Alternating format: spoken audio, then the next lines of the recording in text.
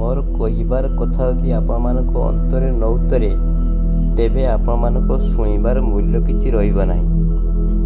ଆଜିର ମଣିଷ ଦୁଃଖ, ଯନ୍ତ୍ରଣା, ଅବସାଦ, ମୁଖରେ ହସ ନାହିଁ, ଆଖିରେ ଚମକ ନାହିଁ, ବଞ୍ଚି ରହିଛି କିନ୍ତୁ ମରିପାରୁନାହିଁ। କ୍ୟାନ୍ସର ରୋଗରେ ନୁହେଁ, ଅବସାଦର ଶବ ପାଲଟି। Marriage to your consciousness, because all things will pass away, but your consciousness present in you for time infinity. Nowadays, cancer is not a great disease, but sorrow and misery get evergreen field to play in mankind.